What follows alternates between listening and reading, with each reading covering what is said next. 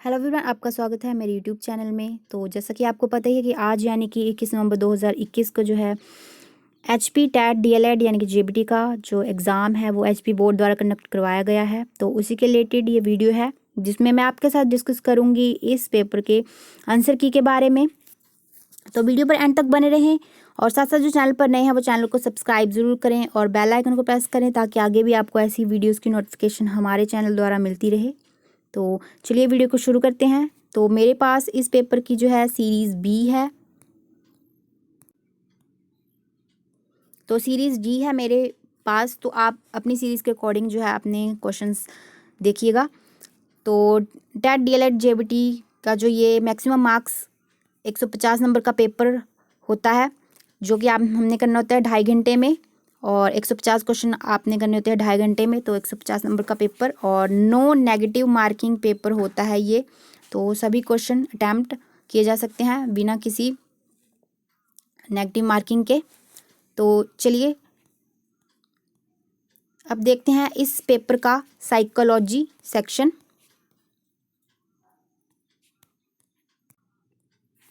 तो series D में section 1 ही psychology का है। तो क्वेश्चन 1 से ही साइकोलॉजी का सेक्शन शुरू हो रहा है। तो पहला प्रश्न, एकांतप्रिय संकोची आदर्शवादी तथा आत्मगत दृष्टिकोण वाले व्यक्ति युंग के अनुसार दिए गए व्यक्तित्व के वर्गीकरण में किस वर्ग में आते हैं? तो जो इंट्रोवर्ट्स होते हैं वो इस वर्गीकरण में आते हैं। तो ऑप्शन ए अंतर्मुखी यानी कि इंट्रोवर्ट्स जो है इस प्रश्न का सही उत्तर है। आगे अगला प्रश्न, निम्नलिखित में से कौन सा विकासात्मक विकार का उदाहरण है? तो इस प्रश्न का जो सही उत्तर है वह ऑप्शन सी बौद्धिक अक्षमता। आगे अगला प्रश्न, गेस्टाल्ट का अर्थ है?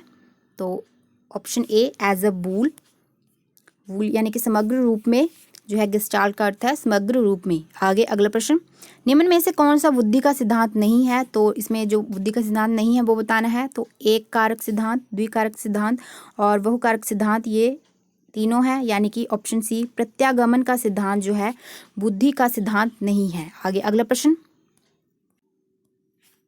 पूर्व अनुभव के आधार पर संवेदना को अर्थ प्रदान करना कहलाता है? तो ये कहलाता है प्रत्यक्षीकरण यानी कि परसेप्शन। ऑप्शन बी जो है इस प्रश्न का सही उत्तर है। आगे अगला प्रश्न, वह बच्चे जिनकी मानसिक आयु उनकी कालानुक्रमित आयु से ज़्यादा होती है कहलाते हैं? Children whose mental age is higher than their chronological age are known as. तो इस प्रश्न का सही उत्तर है वह ऑप्शन ए गिफ्टेड, प्रतिभाशाली बालक। आगे अगला प्रश्न, बच्चों के अधिगम में शारीरिक स्वास्थ्य और सांवेगिक अवस्था तो जो है ऑप्शन डी की एक महत्वपूर्ण भूमिका है। तो physical and emotional health of children plays an important role in their learning. आगे अगला प्रश्न, एक 10 वर्ष के बालक की बुद्धि लब्धि कितनी होगी जिसकी मानसिक आयु 12 वर्ष है? तो आईक्यू का जो फॉर्मूला हम यहाँ पे यूज़ करते हैं जिससे हम आईक्यू निकालते हैं, तो इसका होता है मेंटल एज ओवर, तो इसकी मेंटल एज कितनी है 12, और उसकी जो एक्चुअल एज यानी कि क्रोनोलॉजिकल एज जो है वो है 10 वर्ष। तो उसको हम गुना कर देंगे 100 से, तो इसका आ जाएगा 120, यानी कि ऑप्शन सी जो है इस प्रश्न का सही उत्तर है।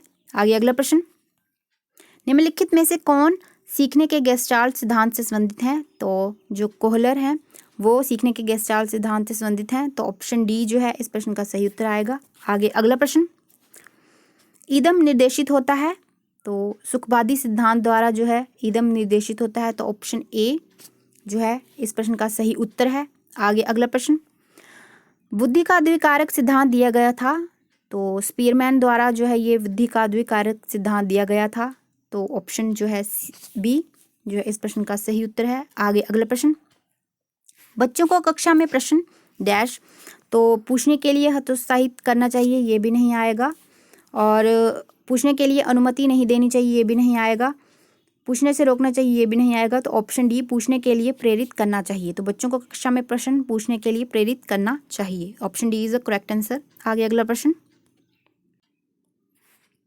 रेवेंस प्रोग्रेसिव मैट्रिक्स प्रशिक्षण मापन करता है? तो ये जो मैट्रिक्स है ये बुद्धि का जो है मापन करता है। तो ऑप्शन सी इंटेलिजेंस इसका जो है करेक्ट आंसर है। आगे अगला प्रश्न, वह क्रिया जिसके द्वारा बच्चे आदतों, कौशलों, मूल्यों तथा अभिप्रेरणा को विकसित करते हैं और जो उन्हें समाज का जिम्मेदार सदस्य बनाती हैं, उसे क्या कहा जाता है?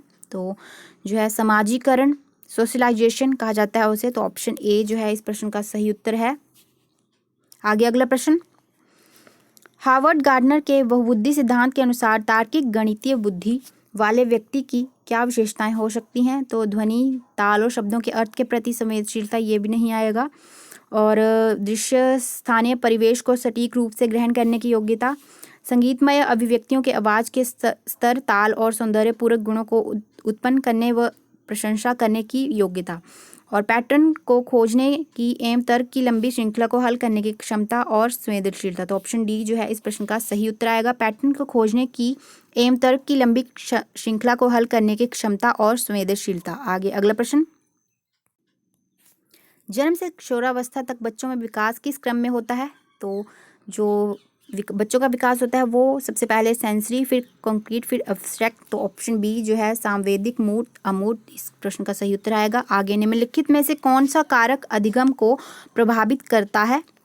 तो विद्यार्थी की अभिरुचि, विद्यार्थी का सांवेगिक स्वास्थ्य, विद्यार्थी का सामाजिक एवं सांस्कृतिक संदर्भ और उपरोक्त सभी। तो सभी आएंगे जो कि अधिगम को प्रभावित करता है। तो ऑप्शन डी जो है इस प्रश्न का सही उत्तर आएगा। आगे अगला प्रश्न, डैश के अनुसार बच्चों के चिंतन के बारे में सामाजिक प्रक्रियाओं तथा सांस्कृतिक संदर्भ के प्रभाव को समझना आवश्यक है।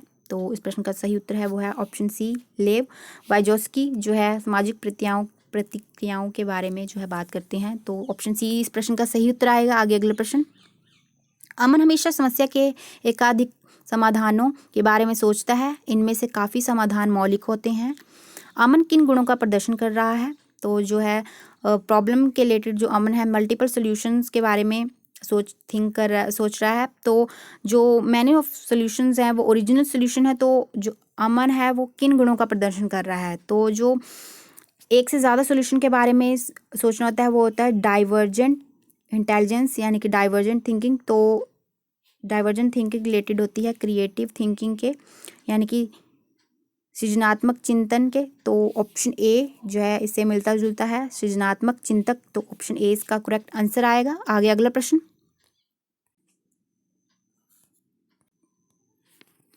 प्रश्न, नवीन जानकारी को शामिल करने के लिए वर्तमान स्कीमा अवधारणा में बदलाव की प्रक्रिया डैश कहलाती है। तो ऑप्शन सी इस प्रश्न का जो है उत्तर है समायोजन, परंतु ऑप्शन बी में भी थोड़ा कन्फ्यूजन है। यदि आपको इस प्रश्न का कोई और उत्तर लग रहा है तो आप नीचे कमेंट बॉक्स में ज़रूर बताइएगा कि इस प्रश्न का क्या उत्तर होगा। आगे अगला प्रश्न, सृजनात्मकता को डैश की अवधारणा से संबंधित माना जाता है। तो इस प्रश्न का सही उत्तर है वह ऑप्शन सी, विविध बुद्धि, यानी कि डाइवर्जेंट इंटेलिजेंस। आगे अगला प्रश्न, विकास डैश से डैश की ओर बढ़ता है।